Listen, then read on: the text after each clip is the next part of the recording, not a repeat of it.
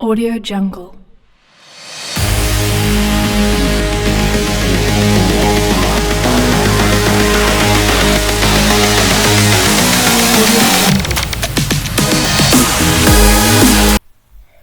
बिस्मिल्लाहिर्रहमानिर्रहीम। अस्सलामुअलैकुम। क्या हाल चाल है सबके? उम्मीद है आप सब खैर आफियत से ठीक ठाक होंगे, है ना? तो सुनाएं कैसी चल रही है आपकी स्टडी, आपके इलेक्ट्रोडायनेमिक्स? पढ़ते हुए तो बहुत ही बुरी चल रही होती है, पढ़ाते हुए भी खैर इतनी अच्छी नहीं चलती। अच्छा, हमने लेक्चर नंबर 1 में कॉन्टिन्यूटी इक्वेशन देखी, उसका वेरी फर्स्ट टॉपिक था। तो बड़ा ही चुन्ना मुन्ना सा नन्ना मुन्ना सा एक टॉपिक था। ये भी छोटा सा ही है, ये भी प्यारा सा छोटा सा, बस ये पढ़ लो, आगे मज़े हैं। ये वाला टॉपिक पढ़ना है, इसके आगे क्या है? मज़े, मज़े ही मज़े हैं। ये आप BS तक पहुंच गए, आज तक ये मिले ही नहीं है, आज तक नहीं नज़र आया। पता नहीं वो जिस बंदे ने कहा था ना कि यार मैट्रिक कर लो या ये FSC कर लो, इसके बाद मज़े हैं, वो बाद में बंदे ही नहीं रहे। जैसे जैसे वो, यानी कि अब टाइम गुजरता गया ना, जैसे मैट्रिक गई, जैसे FSC गया, वो जिस बंदे ने कहा था वो बंदे बंदे ही नहीं रहे। और झूठ बोलने का या गलत बात करने का ये इंतज़ार होता है फिर अंजाम। अच्छा खैर, तो यार नोट्स आपको मिल जाएंगे व्हाट्सएप के थ्रू, आप ले सकते हो। गिवन डिस्क्रिप्शन में लिंक है, और अगर नहीं ऐड हो रहे तो मैंने वहाँ पे नंबर भी दिया हुआ है, आप उस नंबर से कनेक्ट करके ऐड हो सकते हो। So we shall start. Statement and definition will discussed. Poynting theorem की स्टेटमेंट डिस्कस करेंगे हम। Next, objective number 2, our objective number 2 is complete derivation for Poynting theorem. तो इलेक्ट्रोडायनेमिक्स की बुक जो हम देख रहे हैं, जिससे हमारा कंसर्न है, वो है ग्रिफिथ्स की बुक। ठीक है, हमने ग्रिफिथ्स की बुक का चैप्टर नंबर 8 स्टार्ट किया हुआ है, जो कि है कंजर्वेशन ऑफ लॉज। तो हम इस कंजर्वेशन ऑफ लॉज में आज देखेंगे पॉइंटिंग थ्योरम। इस पॉइंटिंग थ्योरम की जो वहाँ पे डिस्क्रिप्शन है बहुत ही कम दी हुई है, यानी कि इतना ज़्यादा उसको ओपनली नहीं दिया गया, क्योंकि जो इस एडवांस, ये जितनी भी एडवांस स्टडी हुई इसमें से ज़्यादा मैथमेटिकल स्टेप्स या ज्योमेट्री ही होती है। तो इतनी ज़्यादा थ्योरी नहीं लिखी होती कि भी आपको उसकी बैकग्राउंड हिस्ट्री बताई जाए, आपको साइंटिस्ट का बताया जाए कि वो सोते कैसे थे, वो कैसे खाते पीते थे। तो जस्ट मैथमेटिकल स्टेप्स किए जाते हैं। तो मैंने आसानी के लिए थोड़ा सा इंट्रोडक्शन हो जाएगा, बैकग्राउंड हिस्ट्री का पता लग जाता है तो अंडरस्टैंड करना आसान होता है। पॉइंटिंग थ्योरम की स्टेटमेंट है, the rate of energy transfer per unit volume from a region of space equal to the rate of work done on the charge distribution in the region. तो अब हम एक वॉल्यूम ड्रा कर लेते हैं, ये हमारे पास वॉल्यूम आ गया। तो the rate of energy transfer, यानी कि जो एनर्जी ट्रांसफ़र हो रही है, इसका जो रेट होगा from a region of a space, यानी कि अब हम ये वॉल्यूम भी ले सकते हैं, हम कोई इस तरह की कोई सॉलिड बॉडी भी ले सकते हैं, हम कोई एरिया भी ले सकते हैं। ठीक है, तो अब इस रीजन में से जो एनर्जी ट्रांसफ़र हो रही है from a unit volume, per unit volume, यानी कि energy per unit volume from a region of a space, यानी कि एक यूनिट वॉल्यूम से अगर मैं इसको पार्ट्स में डिवाइड कर दूं, ठीक है, तो इसको अगर मैं छोटे छोटे पार्ट में डिवाइड करूं तो एक यूनिट, ये एक यूनिट है ना, ये सारे यूनिट्स हैं। तो इन यूनिट से यहाँ हम इसको साइंस की ज़ुबान में हम एटम भी कहते हैं। तो ठीक है, छोटे छोटे मॉलिक्यूल्स होते हैं, मॉलिक्यूल्स में एटम्स होते हैं। तो अब इस छोटे यूनिट से जो एनर्जी निकल रही है रीजन ऑफ स्पेस इक्वल, ये बराबर होगी, ठीक है, ये बराबर होगी work done on the charge distribution in the region, यानी कि ये बराबर होगी जो इसके नियर रीजन है वहाँ पे जो चार्ज डिस्ट्रीब्यूशन है, वो लाइन चार्ज डिस्ट्रीब्यूशन हो सकती है, वॉल्यूम चार्ज डिस्ट्रीब्यूशन हो सकती है, वो सरफेस चार्ज एंड एनीथिंग, वो कुछ भी हो सकता है। तो किसी तरह की भी डिस्ट्रीब्यूशन हो सकती है। यानी कि अब ये मेरे पास एक स्पेस है और ये मैंने फ़र्ज़ी तौर पे ये इक्वल का साइन लगाया, वैसे ऐसा होगा नहीं, ये सिर्फ समझाने के लिए। ठीक है, तो अब यहाँ पे मैंने चार्ज रख दिया है, अब काफ़ी सारे चार्ज रख दिए हैं। अब यहाँ से जो एनर्जी निकल रही है ना पर यूनिट वॉल्यूम, अब पर यूनिट वॉल्यूम जो एनर्जी निकल रही है बराबर होगी वर्क डन, एक चार्ज पे वो जितना वर्क डन करेगी, ठीक है। या अब ये जो यूनिट वॉल्यूम है ना, अगर हम छोटा यूनिट लेते हैं तो हम छोटे यूनिट में ही बात करते हैं रह के, अगर हम बड़ा यूनिट लेंगे यानी अगर पूरी बॉडी की बात करते हैं तो हमने कहना था इन सारे चार्ज पे। अब यूनिट वॉल्यूम की बात की है तो इसका मतलब ये है कि भी सिर्फ एक चार्ज पे जो वर्क डन हो रहा है, प्लस और plus flux plus the energy flux relieving the region, यानी कि इसके साथ एनर्जी फ्लक्स भी निकल रहा है, ठीक है। तो आगे इसका ये तो होगी इसकी स्टेटमेंट, ठीक है। तो आगे हम देख लेते हैं इसकी फर्दर डिस्कशन। तो अब उसमें साइंटिस्ट हैं जॉन हेनरी पॉइंटिंग, जिन्होंने ये आइडिया दिया था, जिन्होंने ये थ्योरम है जो इस पे वर्क किया था। तो थ्योरम बेसिकली क्या होते हैं, ये एक खुलासा टाइप होता है किसी भी ऑब्जेक्ट का या किसी भी रिसर्च का, तो बड़े काम की चीज़ें होती हैं ये थ्योरम। तो ब्रिटिश साइंटिस्ट है who introduce a theorem that assigns a value to the rate of flow of electromagnetic energy, यानी कि इलेक्ट्रोमैग्नेटिक एनर्जी के फ्लो को उन्होंने इस स्टेटमेंट का नेम दे दिया था एज द पॉइंटिंग वेक्टर। इसको हम पॉइंटिंग वेक्टर भी कहते हैं, पॉइंटिंग थ्योरम होता है। Suppose we have some charge and current configuration which at time T. अच्छा, ये तो हमारे पास हो गया जी साइंटिस्ट, और ये हमारे पास होगी यहाँ पे इसकी डेफिनेशन। तो अब हम आगे मूव करें इससे पहले तो हम यहाँ पे कुछ और चीज़ें देख लेते हैं, ठीक है। कि हमारे पास जो डिस्ट्रीब्यूशन है वो चार्ज की, अब हमने बात की थी वर्क डन की। तो अब जैसा कि हम इलेक्ट्रोडायनामिक्स में रहकर बात कर रहे हैं तो हम कहते हैं कि जो क्यू है, चार्ज है जिस पे वर्क डन जो करेगा वो अब ई और बी दोनों के साथ रिलेट करता है। तो work necessary to assemble a static charge, हम अगर बात करें कि हमारे पास जो स्टैटिक चार्ज है उसको असेंबल करने के लिए, असेंबल कैसे करना है कि अगर मेरे पास इनकी कन्फिग्रेशन है वो इस तरह रैंडमली है, तो मैंने इनको एक ही सिमेट्री में लेके आना है।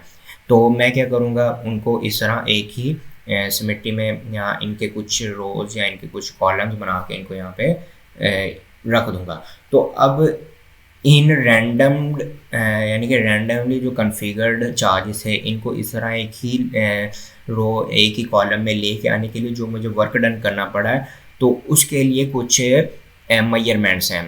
तो work done, work necessary to assemble a static charge distribution against the Coulomb repulsion of like charges, यानी कि जो कूलम की रिपल्शन है लाइक चार्जेस के अगेंस्ट। जो वर्क डन होगा इलेक्ट्रिक के लिए, ठीक है। इलेक्ट्रिक सेंस में अगर हम देखें इलेक्ट्रिकल सेंस में तो हमारे पास ये टर्म बन के आएगी epsilon naught over two integral E square theta. E square हमारे पास इसलिए क्योंकि हम इलेक्ट्रिकल सेंस में डिस्कस कर रहे हैं।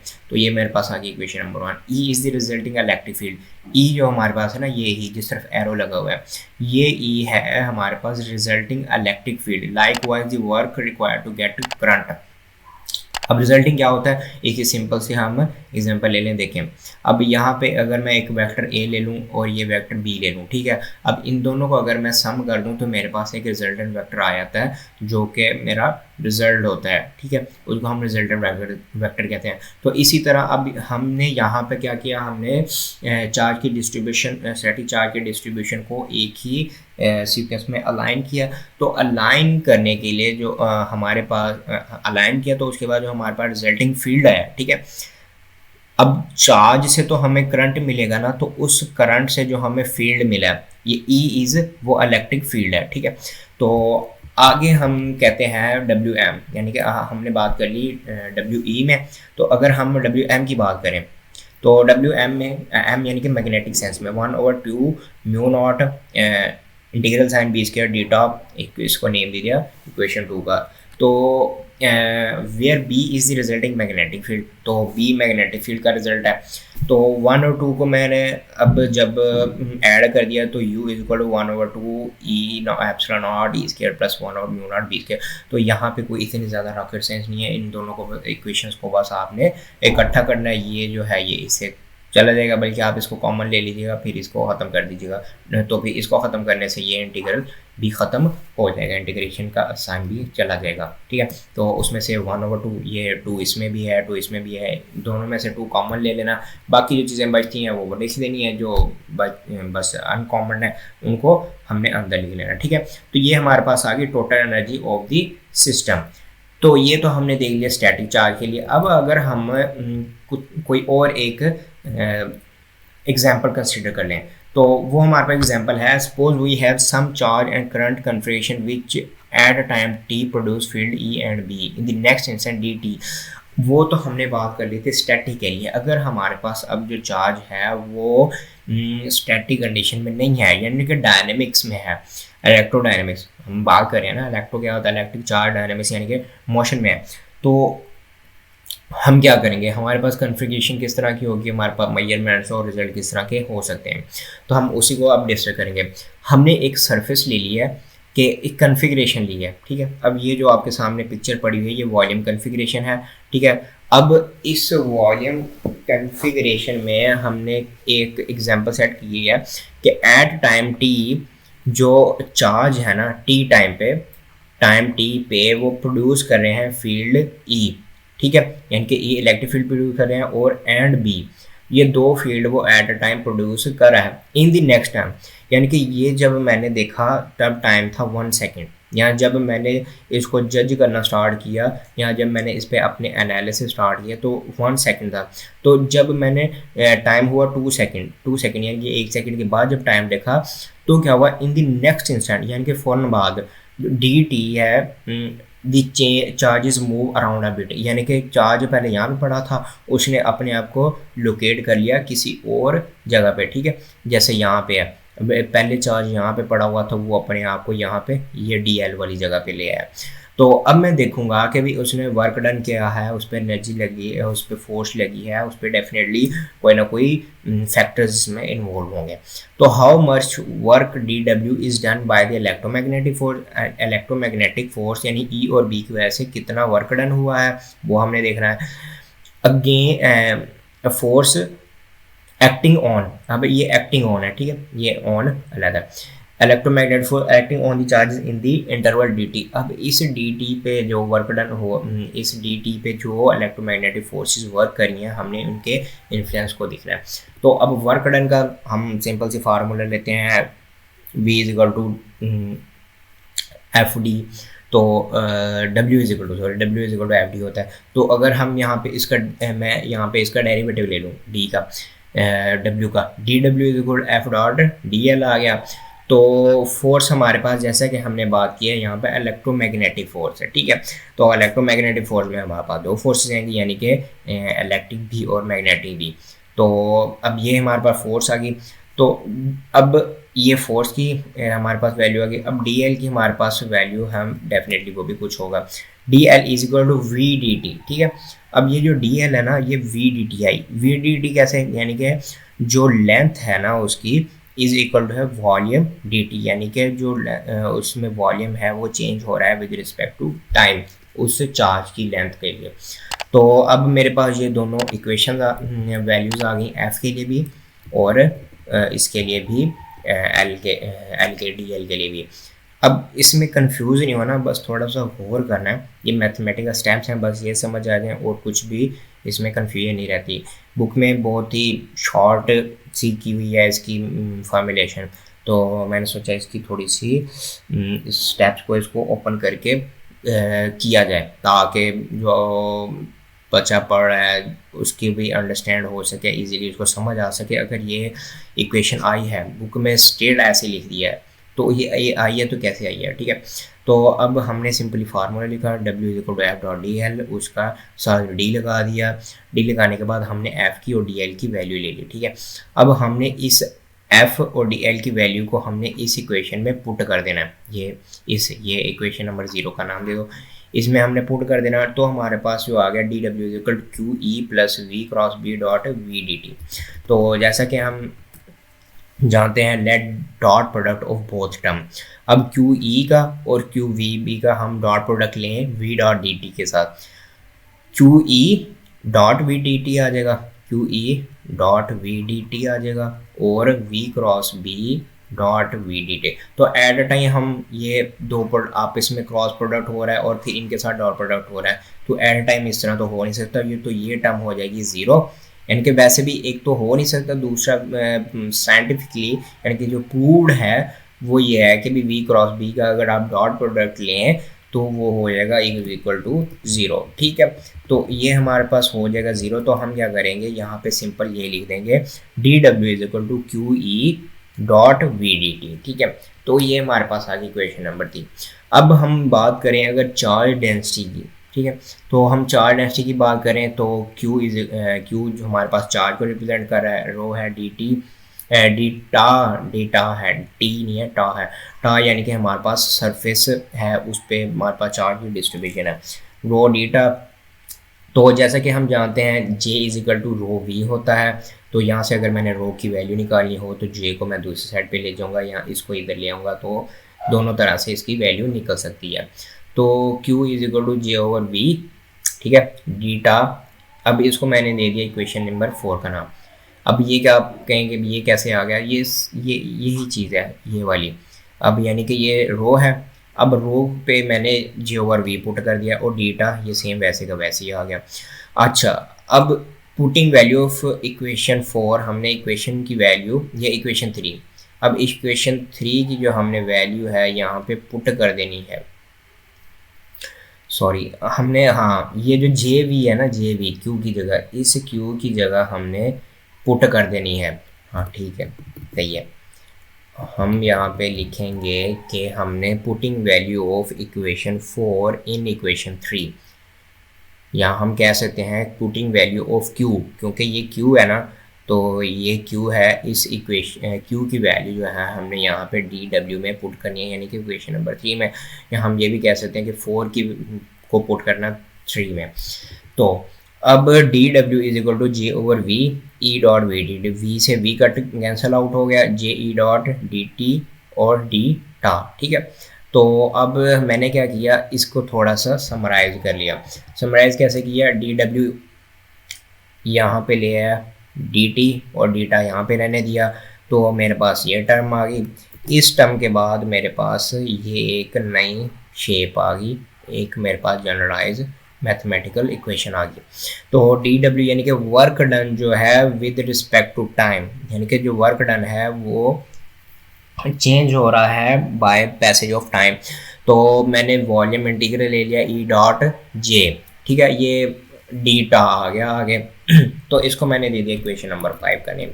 तो आगे हम इसको यहाँ पे स्टॉप करेंगे, इसको आगे दोबारा फिर से लेंगे। अब यहाँ पे हम न्यू आइडेंटिटी यूज़ करते हैं, Ampere's law with Maxwell correction. अब यहाँ पे हम एम्पियर्स लॉ यूज़ करेंगे विद मैक्सवेल की करेक्शन के साथ। तो कर्ल क्रॉस बी है, यहाँ पे इसको स्टॉप कर देना इक्वेशन नंबर 5 पे। आगे न्यू आइडेंटिटी यूज़ करनी है क्योंकि हमें कुछ स्पेसिफिक रिजल्ट चाहिए। तो हम क्या करते हैं, हम कभी कोई प्रीवियस चैप्टर की क्वेश्चन यूज़ कर सकते हैं, कुछ प्रीवियस रिजल्ट्स यूज़ कर सकते हैं। तो यानी कि इन दोनों के कॉम्बिनेशंस के साथ हमें नए टर्म्स, नई चीज़ें मिल जाती हैं। तो Ampere's law with Maxwell correction, हमारे पास ये एम्पेयर्स लॉ है मैक्सवेल करेक्शन के साथ, जो ऑलरेडी हम डिस्कस कर चुके हैं। कर्ल क्रॉस बी है equal to mu naught J plus mu naught epsilon naught partial E over partial T. ठीक है, तो अब इसमें क्या किया कि म्यू नॉट जे को अलहदा कर लिया है, तो और इसको हम ले हैं इधर, तो इसको इधर ले हैं। फिर क्या किया कि जे को अलहदा रहने दिया क्योंकि हमने जे करंट है ना, इसको अलहदा करना है। अलहदा करने के लिए फिर मैंने क्या किया, इस म्यू नॉट को इधर ले आया, 1 ओवर म्यू नॉट हो गया, बाकी सेम पूरी टर्म वैसे की वैसे ही आ गई। तो अब यहाँ पे क्या किया, J over 1 over mu naught है, curl cross B minus epsilon naught partial E over partial D. तो यहाँ पे भी म्यू नॉट है और इस टर्म के साथ भी म्यू नॉट है, यानी कि दोनों टर्म में म्यू नॉट एक कॉमन टर्म है। तो मैंने यहाँ से म्यू नॉट कॉमन ले लिया। म्यू नॉट कॉमन लेने से क्या हुआ, मेरे पास एक इसकी जनरलाइज फॉर्म बन गई। तो जे जैसा कि हमने डिस्कस किया ये बराबर है ई डॉट जे के, तो यहाँ पे मैंने जे की जगह ई डॉट जे लिख दिया। तो आगे क्या किया हमने यहाँ पे बल्कि ई को हमने यहाँ पे इस मल्टीप्लाई करवा दिया, ई का डॉट प्रोडक्ट ले लिया हमने इस पूरी टर्म के साथ। लेट डॉट प्रोडक्ट विद ई, यहाँ हम आप कह दें कि सॉरी यार मेरी राइटिंग ना है तो बहुत ही बुरी, प्रोडक्ट और मल्टीप्लाई विद ई, ठीक है। अब यहाँ पे आप ई के साथ मल्टीप्लाई करवा देंगे, ई डॉट जी आ गया इक्वल टू 1/म्यू naught E dot curl cross B minus epsilon naught E dot partial over partial T, ठीक है। तो अब यहाँ पे हमारे पास ये एक पूरी टर्म बन गई है।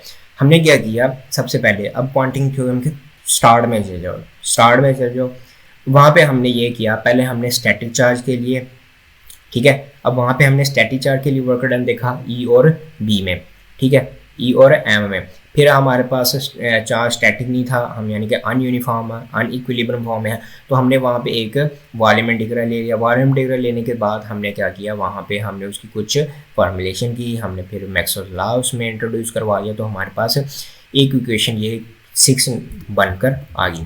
तो अब इस इक्वेशन नंबर 6 पे हम क्या करेंगे, अपना प्रोडक्ट रूल अप्लाई करेंगे। बेसिकली ये प्रोडक्ट रूल है नहीं, ये मैथमेटिकल आइडेंटिटी है, ठीक है। इसको प्रोडक्ट रूल नहीं कहना, क्योंकि प्रोडक्ट रूल कुछ और ही कहता है और यहाँ पे ये सब कुछ डिफरेंट है। तो ये एक मैथमेटिकल आइडेंटिटी है, ये जस्ट आइडेंटिटी है, वैल्यू की जो पुटिंग है वो नेक्स्ट यहाँ पे हुई है। अब आइडेंटिटी कहती है कर्ल डॉट ए क्रॉस सी, यानी कि ए कोई भी वैल्यू हो सकती है, सी कोई भी वैल्यू हो सकती है, इन दोनों वैल्यूज़ का आपस में क्रॉस प्रोडक्ट होगा, is equal to C dot curl cross A, यानी कि कर्ल के साथ पहले कर्ल बाहर थी ब्रैकेट से, फिर कर्ल ए के साथ आ गई और सी के साथ आ गई, ठीक है। अब हमने ए यहाँ पे कह दिया ई को और सी कह दिया बी को, तो जहाँ पे हमारे ए था हम वहाँ पे ई लगा देंगे, जहाँ जहाँ पे हमारे पास सी था वहाँ पे हम बी लगा देंगे, तो ये बिल्कुल सेम वही टर्म बन के आ जाएगी, नई प्यारी सी एक। तो अब फ्राडे अंकल क्या कहते हैं, फ्राडे अंकल कहते हैं कि curl cross E is equal to minus partial B over partial D, जो कि हमारी मैक्सवेल इक्वेशन भी है 3rd नंबर वाली, ठीक है। तो इक्वेशन नंबर 7 विल बी, तो अब ये जो इक्वेशन नंबर 7 है विल बी क्या हो जाएगी, ये विल बी हो जाएगी, यानी कि ये हो जाएगी, अभी हुई नहीं है। तो अब ई क्रॉस बी जो है ना, क्या कर्ल क्रॉस ई, अब इस कर्ल क्रॉस ई की जगह हमने यहाँ पे इसको पुट कर देना है। जहाँ जहाँ भी ई डेल क्रॉस ई होगा ना, तो हमने बगैर किसी टेंशन परेशानी के, बगैर किसी बहस मुबाहसे के हमने इसको पुट कर देना। तो बाकी सब कुछ वैसे ही आ जाएगा, हमने इस कर्ल क्रॉस ई की जगह पे इसको पुट कर दिया, तो हमारे पास ये टर्म आ गई, बाकी सेम सब कुछ वही है, कुछ भी चेंज नहीं हुआ, ठीक है। तो लेट रीराइट इट। अब अगर हम इसको रीराइट करें ई और बी के साथ, यानी कि दोनों डिफरेंट, अब हमने वहाँ पे भी तो ऐसे किया था ना स्टैटिक चार्ज के साथ, जब हमने वर्क डन लिया था डब्ल्यू ई और वर्क डन लिया था डब्ल्यू एम, तो यहाँ पे भी हम वही काम करने जा रहे हैं। E dot partial E over partial D, ठीक है, इज इक्वल टू 1/2 पार्शियल और पार्शियल डी ई स्क्वायर, इसको मैंने नेम दे दिया अल्फ़ा का, और B dot partial B over partial D is equal to 1/2 partial by partial T, ठीक है, बी स्क्वायर। तो ये मेरे पास दोनों टर्म्स आ गई, इन दोनों को मैंने रीराइट किया, यहाँ से इन दोनों को अलग कर लिया। तो अब अगर मैं अल्फ़ा और बीटा दोनों को ऐड करूँ, मैंने 1-2 का नेम दिया क्योंकि 1-2 तो हमारा पीछे से चलता आ रहा है ना, ठीक है। तो अब मैं अगर अल्फ़ा और बीटा इन दोनों को ऐड कर दूँ तो हमारे पास एक नई ये वाली टर्म आ जाएगी, ठीक है। ये चीज़ तो ये लेफ़्ट हैंड साइड तो हमारे पास यहाँ से ही आ गई है ना, बाकी इनको ऐड करने से हमारे पास ये चीज़ इन दोनों ये चीज़ें ऐड होगी, ये ऐड नहीं होगा, ये तो सिर्फ वही रहेगा ना आगे, -1/2 partial partial T minus curl dot E cross B, तो हमारे पास ये एक जनरलाइज फॉर्म आ गई। अब हमने क्या करना है, इक्वेशन नंबर 9 को पुट कर देना है इक्वेशन नंबर 6 में। यार 6 नंबर देख लेना, मैं ऊपर नहीं जा रहा, ठीक है। तो अब हमारे पास इक्वेशन नंबर 3 कुछ इस तरह की थी, जिसकी left hand side E dot J बता रही थी। तो हमने क्या किया, हमने जी अब इक्वेशन नंबर 9 को पुट किया हुआ है यहाँ पे इक्वेशन नंबर 6 में। तो इक्वेशन नंबर 6 में पुट करने से क्या हुआ कि ये देखो -1/2 1/μ0 पार्शियल और पार्शियल टी बी स्क्वायर, ये वही चीज़ है ना, ये 1/μ0 ये इक्वेशन नंबर 6 से आया। तो इज -1/μ0 कर्ल क्रॉस ये कर्ल के ऊपर ना ये वाले साइन लगा लिया करो, ये क्योंकि वेक्टर साइन को ना शो करते हैं, ठीक है। तो E cross B is minus epsilon naught 1/2 partial over partial D E square. ये सारी इक्वेशन नंबर 6 से चीज़ें आई हैं। तो अब हमने क्या करना है, ई को और बी को अलग-अलग कर लेना है या ठीक है। तो हम यहाँ पे ई और बी को अलग करने जा रहे हैं, तो हमने क्या करना है, यहाँ पे -1/2 पार्शियल और पार्शियल डी ये कॉमन ले लिया, क्योंकि ये यहाँ भी है और यहाँ भी है, 1/2 भी है, 1/2 भी है, तो ये दोनों टर्म तो हमने यहाँ पे कॉमन ले ली। तो हमारे पास अंदर क्या बच गया, 1/μ0। अब μ0 तो कॉमन नहीं है ना, क्योंकि ये 1/μ0 तो सिर्फ एक टर्म के साथ है, तो 1/μ0 क्रॉस बी स्क्वायर ये वाला आ गया, क्योंकि ये तो बाहर चला गया, ठीक है। तो plus epsilon naught E square, epsilon not ये वाला, ये 1/2 भी बाहर चला गया और ये पार्शियल और पार्शियल टी ये भी बाहर चला गया, ठीक है। तो हमारे पास यहाँ पे ये बच गया। अब आगे, अब ये तो हमने एक टर्म बना दी। अब आप कहेंगे कि भी ये वाला μ0 भी था, क्योंकि हमने इन दोनों को एडजस्ट करना ना, तो उसके साथ हमने क्या करना है, ये इस μ0 इसके साथ भी लगाना है और इधर भी रखना है, तो ये दोनों डिफरेंट टर्म बनेंगी।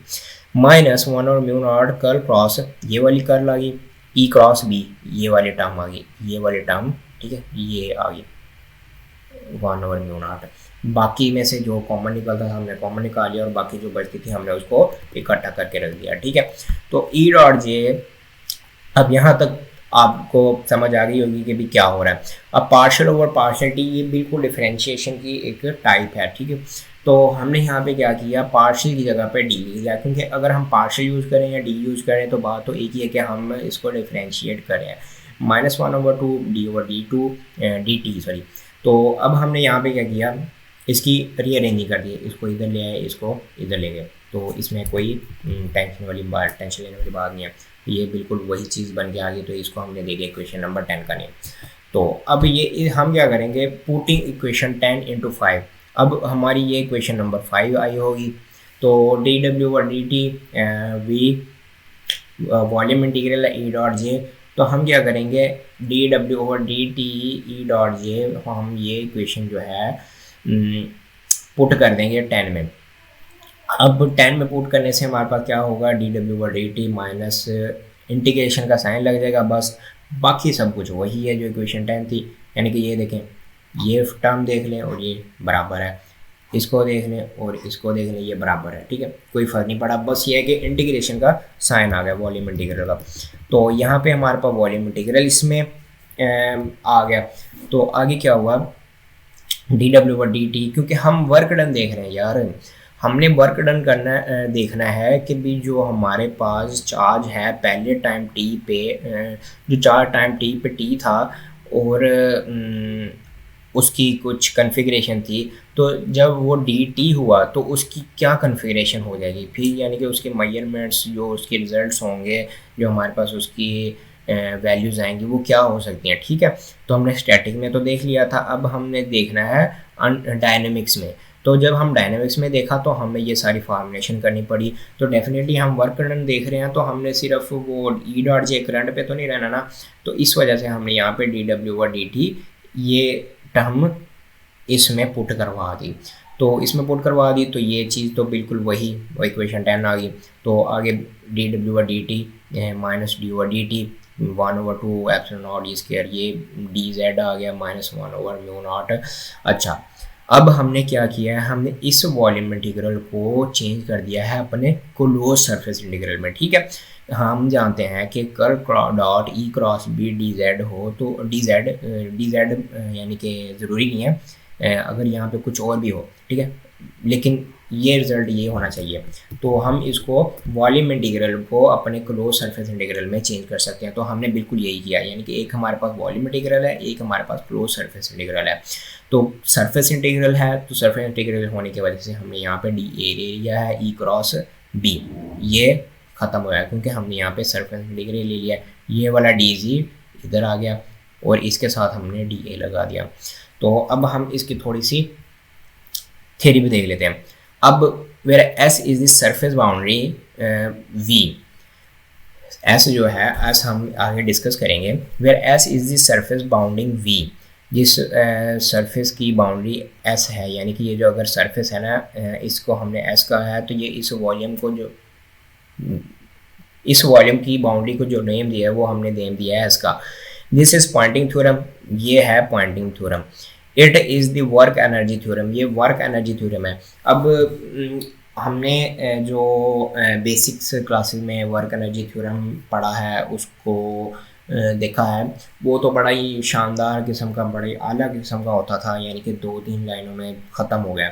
लेकिन बच्चा ये इलेक्ट्रोडायनेमिक्स है, ये एडवांस है, एडवांस टॉपिक्स हैं, तो इसमें थोड़ी सी मेहनत तो करनी पड़ेगी।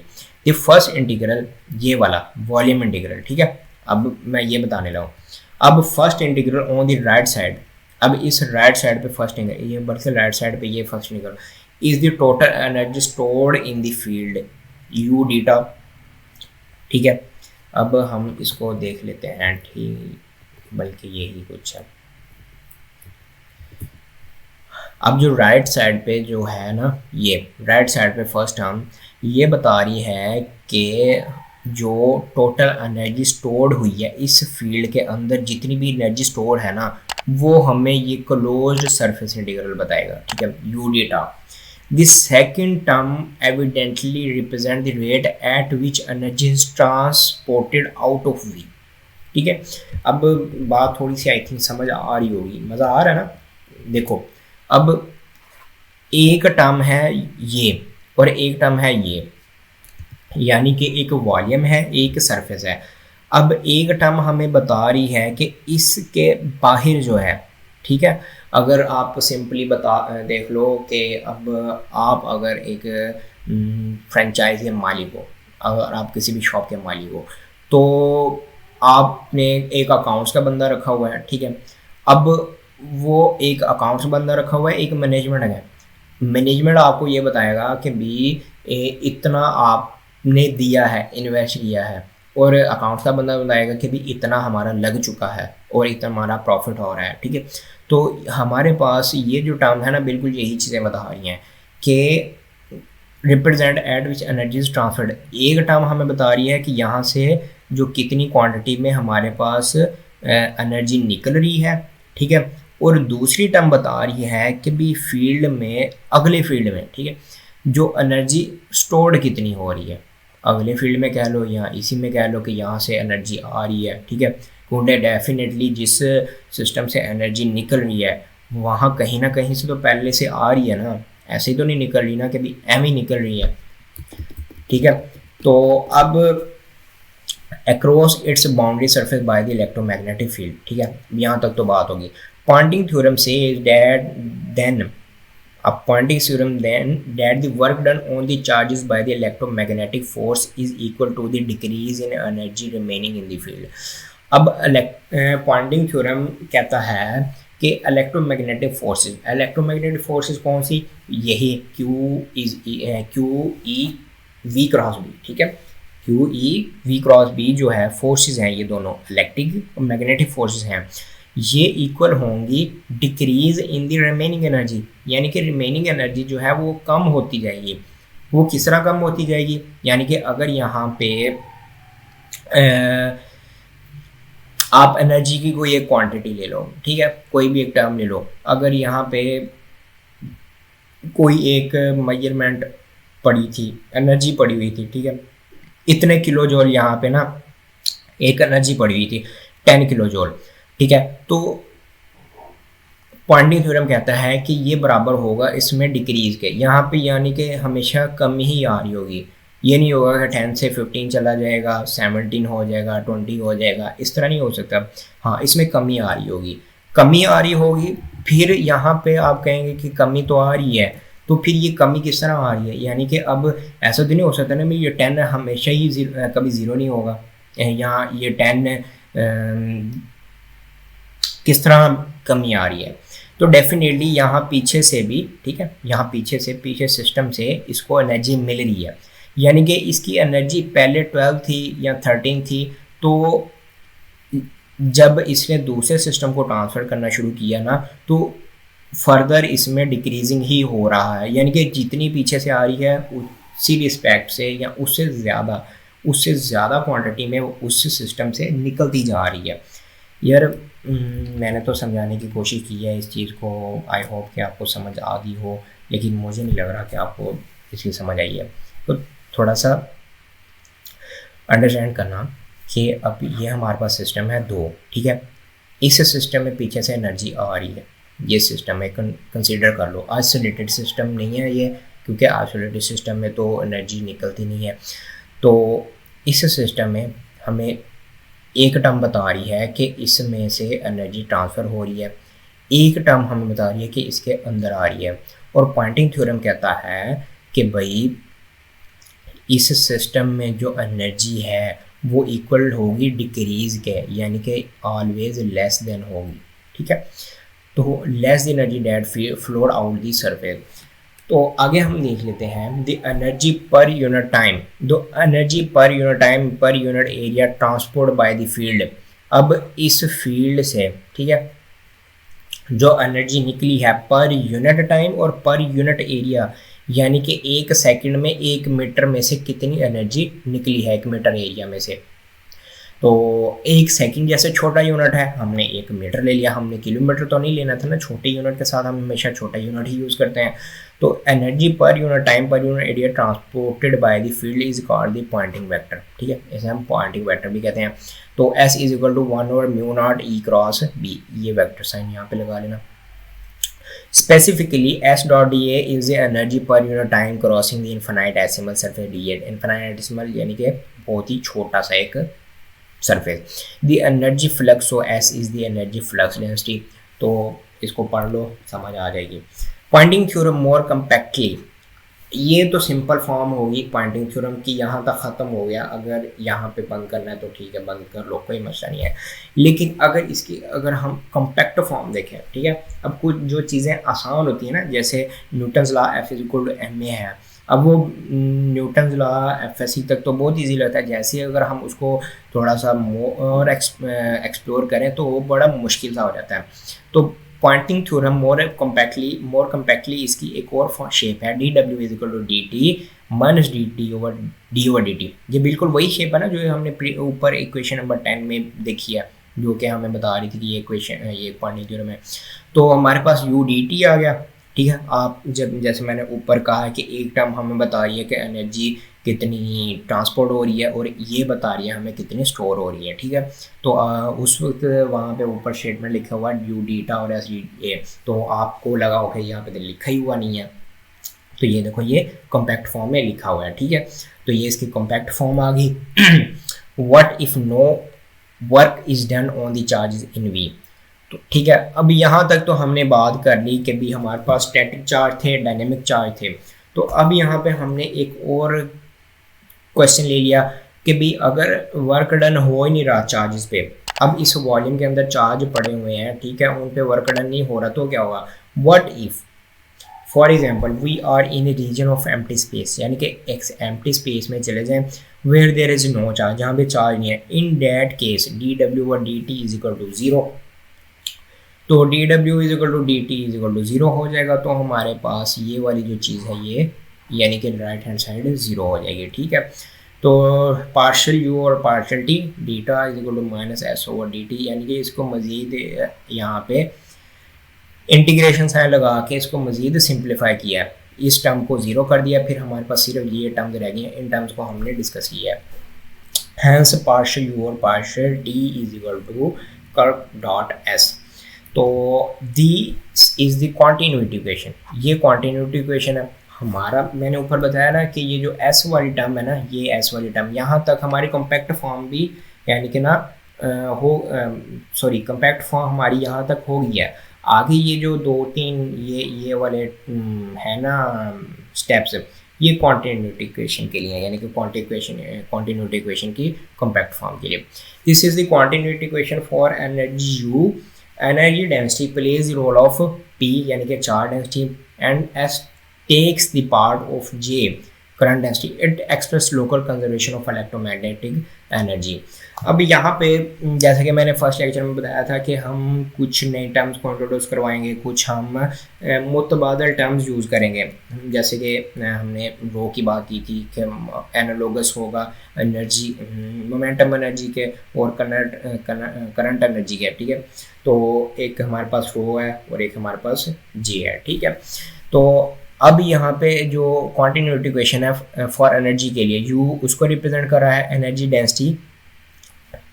अब u जो है वो रोल प्ले कर रहा है p का, ठीक है। यहाँ पे रो पार्शल रो आना था, लेकिन हमने u लगा दिया। चार्ज डेंसिटी, इसको हम चार्ज डेंसिटी कहते हैं। And s takes the part of j, और यहाँ पे हमने यूज़ करना था j, वो हमने s यूज़ कर दिया, ठीक है। तो ये हमारे पास रिप्रेजेंट कर रहा है, एक्सप्रेस कर रहा है local conservation of electromagnetic energy, और इलेक्ट्रोमैग्नेटिक एनर्जी की लोकल कंजर्वेशन को यहाँ पे ये रिप्रेजेंट कर रहा है, ठीक है। तो ये ही था आज का हमारा टोटल सब कुछ, ठीक है। आई होप कि इसकी आपको अंडरस्टैंडिंग होगी, इसके जो नोट्स हैं वो आपको मिल जाएंगे। तो इंशाल्लाह उम्मीद तो है कि भी जो मैं आपको जिस तरीके से जिस तरह एक्सप्लेन करके यहाँ सारे स्टेप्स ओपन करके समझाता हूँ आपको समझ आती होगी। बाकी अगर आपको नहीं समझ आती तो आप मुझे बता सकते हैं थ्रू आउट दी कमेंट्स, और नहीं तो व्हाट्सएप का मैंने लिंक दिया हुआ है, नंबर भी दिया हुआ है, आप उसमें ऐड हो सकते हैं। वहाँ पर भी आप मुझको जो भी एरर्स हैं, जिस तरह की भी कोई मिस्टेक्स हैं वो मुझे बता सकते हैं। और किसी किस्म का कोई idea, any suggestion related to my teaching method तो आप ज़रूर शेयर कीजिएगा, मुझे अच्छा लगेगा। फिर मिलते हैं इंशाल्लाह नेक्स्ट लेक्चर में। अल्लाह हाफिज़।